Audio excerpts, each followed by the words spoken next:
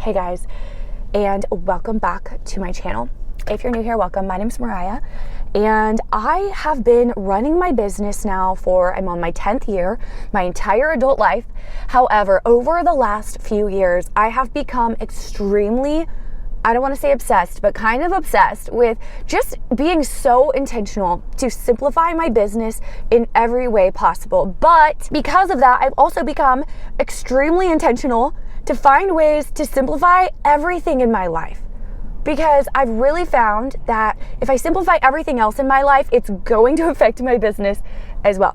And if you've been around on this channel for a while, you know one of the things that I'm super passionate about is finding ways to scale my business, basically just ways to make more money while working less hours over time. And so my hope is that whether you run a business or not, because honestly, the first tips we're going to talk about is going to be geared toward your business or my business, what's worked for me. However, after that, the rest of them will not necessarily be directly business related, but they will absolutely impact your business. But if you don't have a business, I really think you'll be able to grab value from today's video no matter what. I'm going to share ways that I have practically simplified my life, my home, my business, and my mind. And at the very end, I'm going to share 3 mindset tips that you're going to want to know about. And I'm actually going to share one more tip too, one more crucial thing when it comes to simplifying your entire life, whether you have a business or not.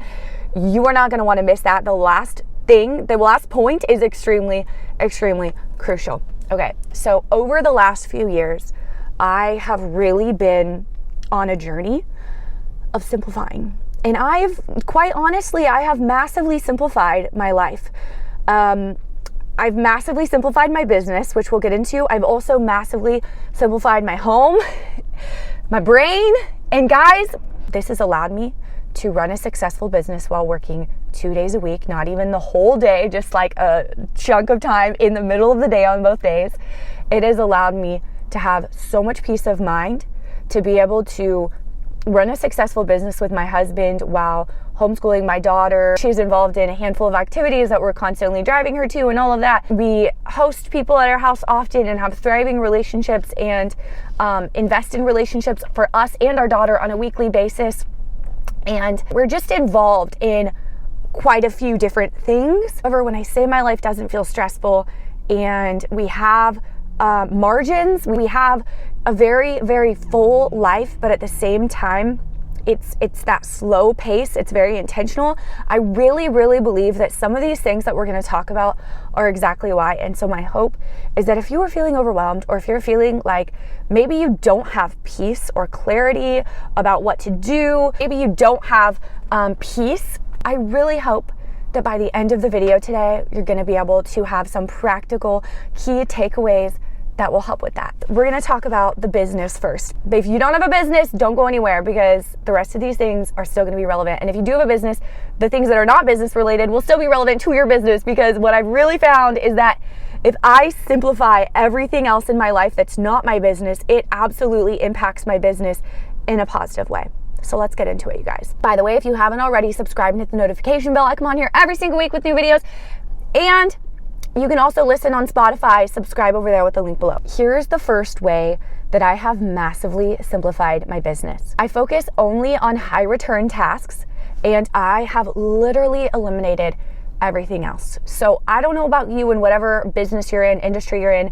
I know for my business, I'm in the real estate industry, and guys, there are just a million things you can do at any given time in the real estate industry to try to move the needle in your business. But what I really did, honestly, because I used to do so many different things, what I did when I decided I'm going to massively simplify my business years ago is I took a look at all of my recent closings.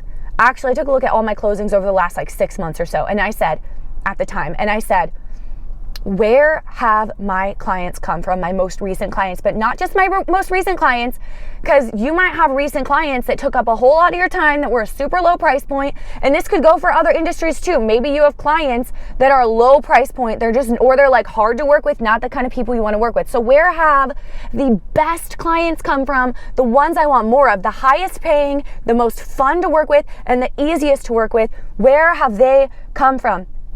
I looked at that and then I said, okay, I'm gonna do more of that and I'm cutting out everything else. And so now when I'm working, I know my only focus is those high dollar producing activities. I outsource most of the rest. There's some things I can't, but I outsource a lot. I know exactly where the clients that I want to work with come from, and that's what I do. Like, I double down on that.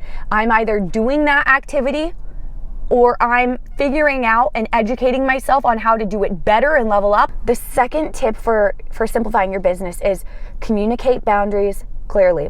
Here's the thing. When you let everyone know up front when they can expect to hear from you or how often and how they can expect to hear from you, things go a lot smoother. But not only that, over communication is literally the cure for like everything. Every issue in my business, at least, I don't know about yours, over communication is the cure. Over communication actually creates freedom. Here's what I mean by that. If I'm on vacation with my family, for example, and I know I'm going to want to spend the whole day without my phone. The few days before, I'm going to be updating everyone in whatever transactions my hands are in. I'm going to be updating all parties, reaching out first to everyone for updates. I'm going to be updating my clients, because then they're not reaching out to you when you're not available, if that makes sense. So over communicate before they even reach out to you. Like, this goes for all parties of the transaction. If you're in my business, if you're not in my business, it probably goes for, I feel like over communication is kind of just like a rule of business in general. Over communication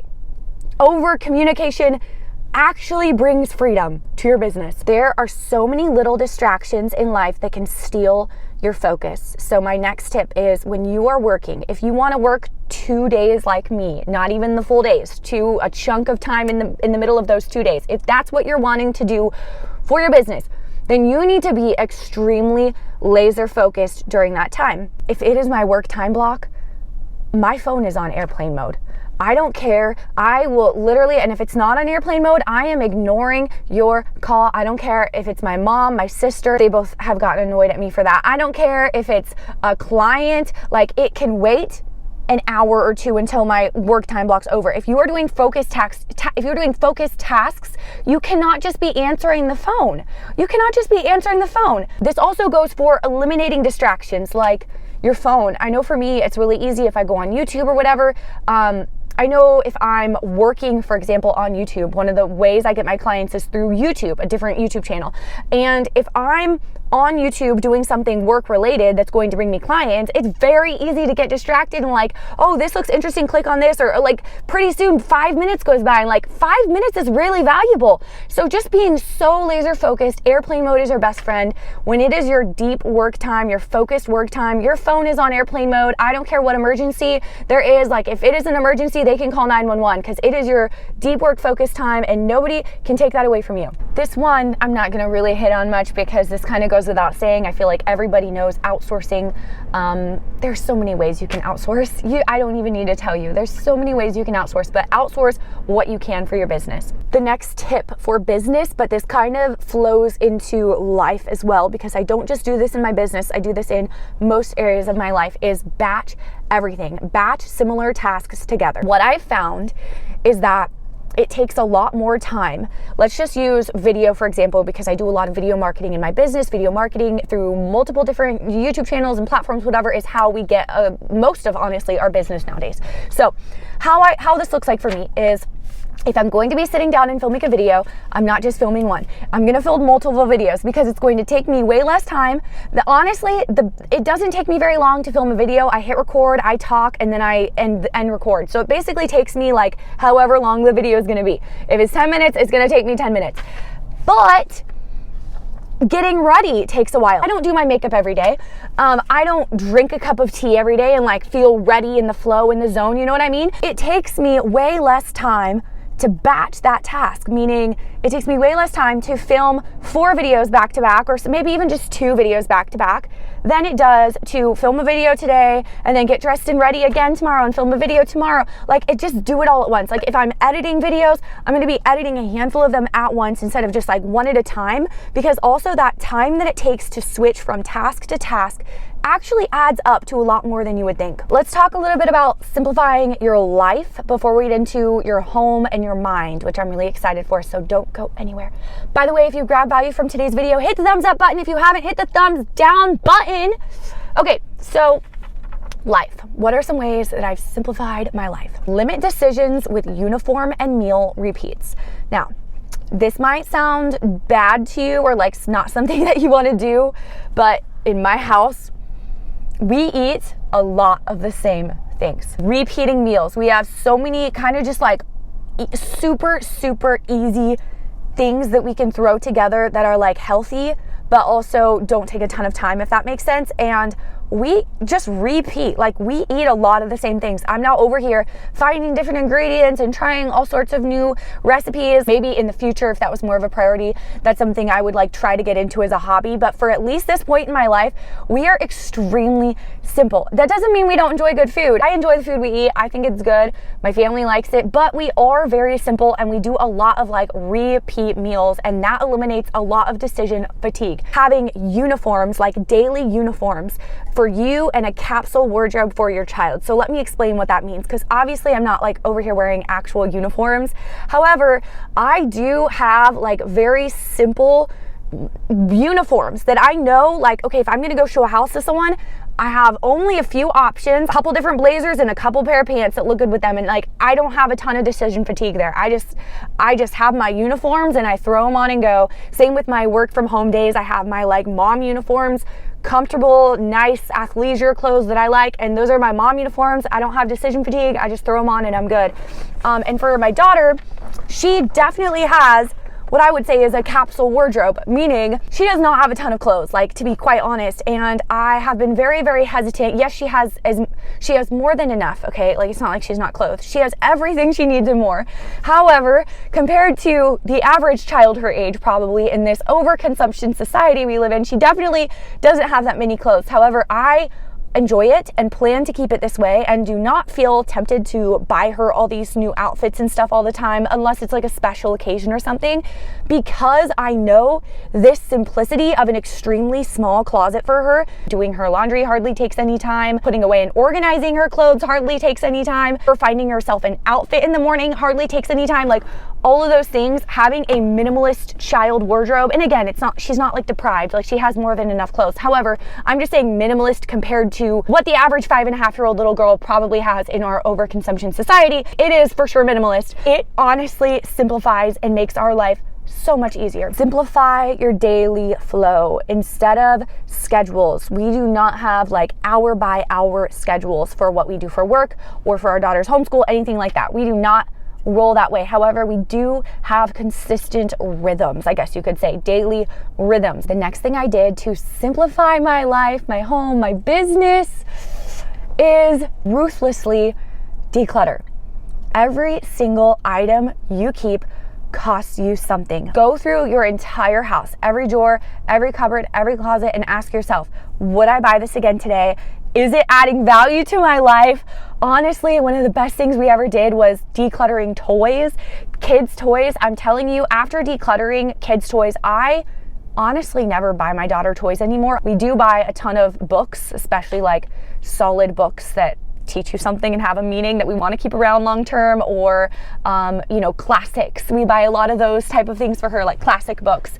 But when it comes to toys, I used to be the kind of parent that bought my daughter toys all the time simply because I enjoyed it. Like, I'm like a kid at heart. Getting to buy her toys was like such a fun thing to me, and I would buy so many toys. But since doing this, I have not bought a single toy nor wanted to buy a single toy, because at the end of the day, my daughter even told me the other day, she goes, toys are nice, but I really only play with them for, a couple weeks or so. And then after I'm done playing with them, I want a new one because I don't like them anymore.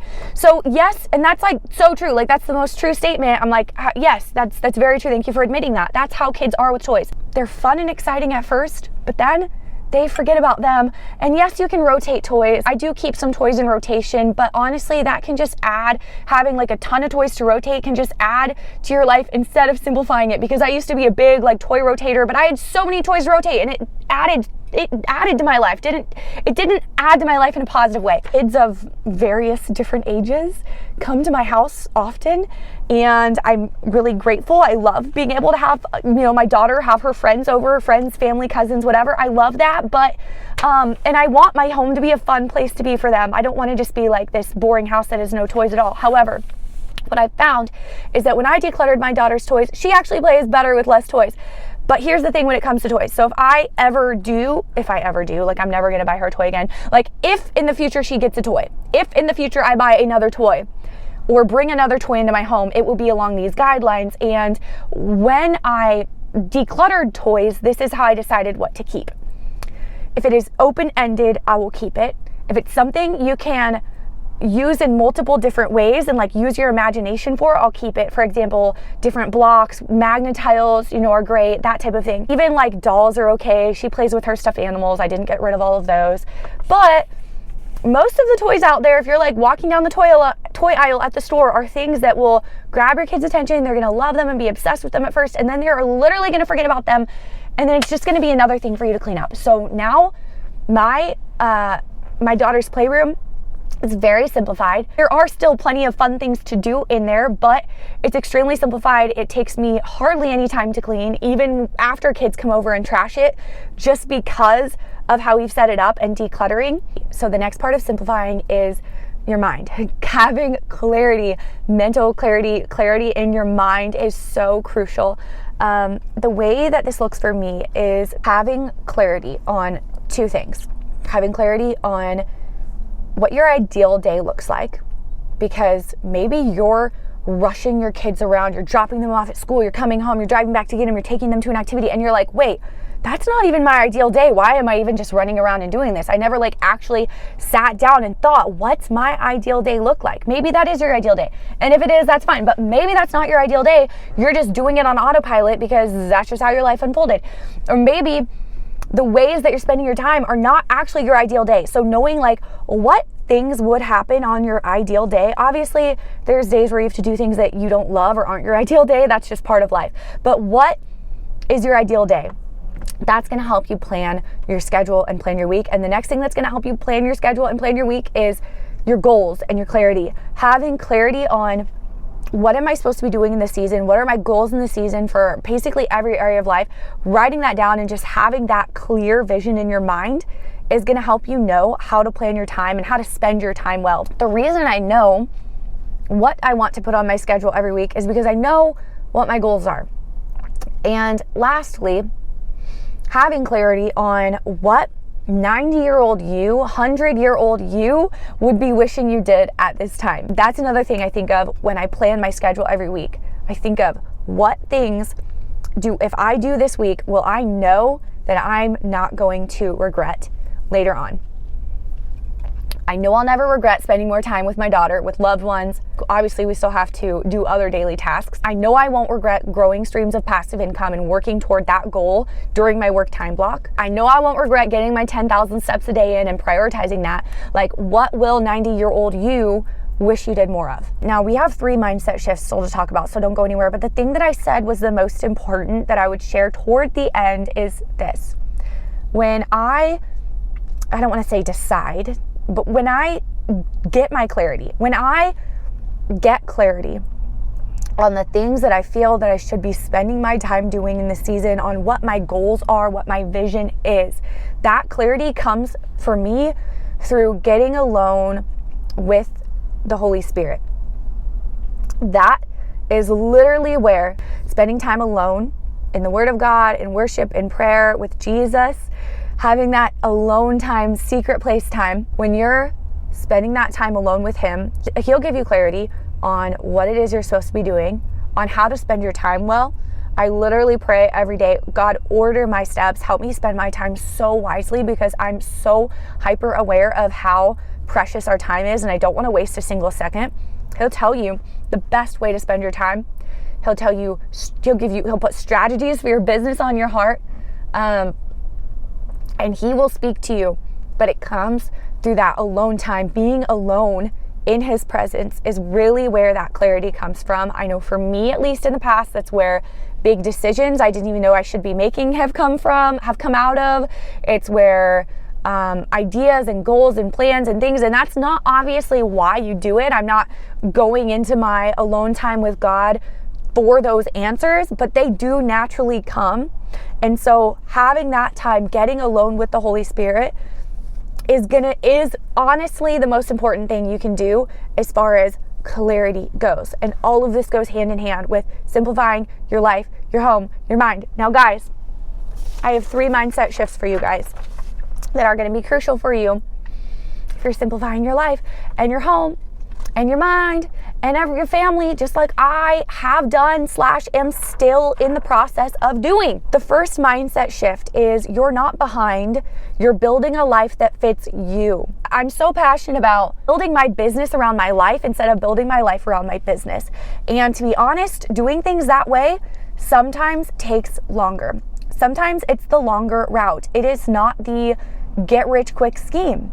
But steady plotting is a good thing. Slowly but surely adding brick by brick, as long as you're making progress. Like that to me is the most important, because at the end of the day, we're supposed to enjoy the journey too. I feel like this is something the Lord is always reminding me of, because I'm somebody who is prone to not enjoy the journey as much as others might, because I have really big goals and I want to go full speed.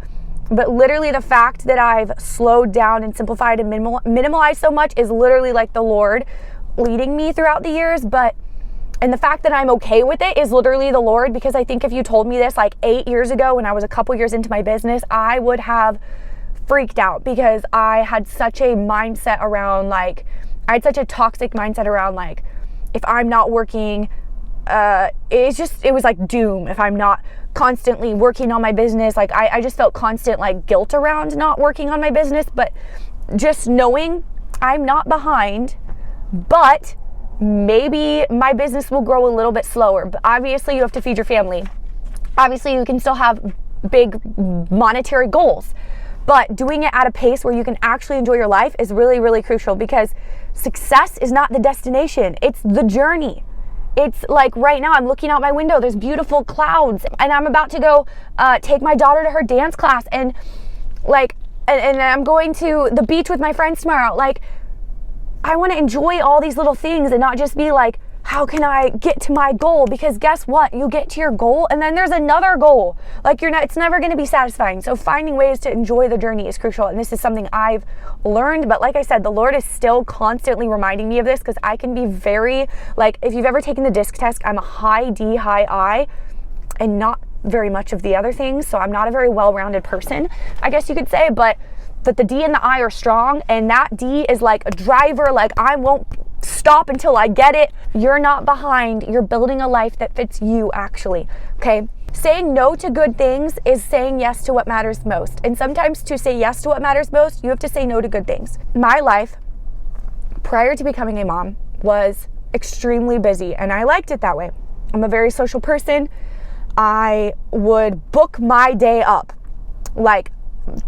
driving from town to town, from for sale by owner to for sale by owner, listing appointment to listing appointment, and then I'd go downtown and meet a friend for coffee, and then I'd go over here and meet another friend for dinner, and I was just gone, go. And I loved it, and it was so much fun. And honestly, it took me a while to get over that phase in my life, I guess you could say. I don't want to say grieve, but now I know saying yes to being that busy is saying no to being present with my family. And even if I can do more things, for example, yesterday, my daughter and I woke up. Yesterday, I woke up in the morning, first thing in the morning, basically, my daughter and I got out of the house and went on a walk, ended up playing in a creek with my friends and her friends. There were a lot of kids there and moms. It was so much fun. We were in the sun and we were there, and then we had to rush to get to my appointment that I had that she came with me to. And then from there we had to rush to our next thing. By the time we got home, it was 7 p.m. I did the dishes, put her to whatever I needed to do to get the house ready for bed, and then I literally passed out at 8 o'clock. It was I can't move, and it was just too much for me. I used to be able to do that, but when you have a kid with you, you can still do things, you can still travel, you can still have fun, you can still go places. But I know for me at least, I have to say no to more things. I can't say yes to 3 different appointments in one day that are all 3 different places, destinations. I just know I can't anymore. I can, but not if I want to be the mom I want to be, because when I do that, I am not feeding myself enough. I'm not drinking enough water. I begin to be snappy with my daughter and impatient with her, and I'm not taking the time to just be the mom I want to be. So that's just maybe a dumb example, but this can go for so many ways. Saying yes to keeping an extra blanket, maybe when you don't need an extra blanket. You have enough blankets, and keeping that extra blanket is just going to take up more space, storage space. It's gonna you're gonna have to cram it into your cupboard to fit it in there, and you should just get rid of it. But you're holding on to it because you just don't want to get rid of it. Like, saying yes to that. You've got one more thing to clean, one more thing to work to clean around. Like, saying yes to keeping something you don't need in your house is saying no to more free time, a more stress-free life. The third mindset shift, it is one that I live by, and that is done is better than perfect.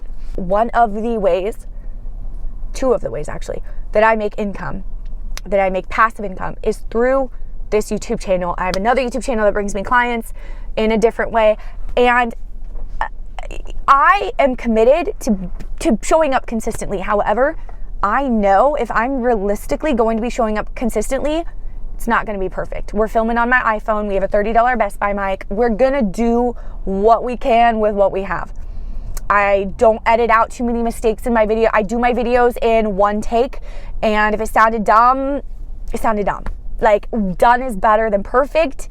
This goes for really everything, honestly. Done is so much better than perfect. Well, I like to strive to do my best and want to do things in excellence. If I'm doing it, I want it to be worth doing. That doesn't mean it has to be perfect. Perfect isn't even the goal. Okay? It's not even the goal. So anyway, guys, thank you for hanging out with me today. I hope you grabbed value from today's video. Let me know what you guys think about this topic in the comment section. What are some ways that you guys have simplified your life, your home, your business, your brain? Any of those things, I'd love to hear from you guys in the comment section. I always love chatting with you guys over there, and I'll see you guys soon.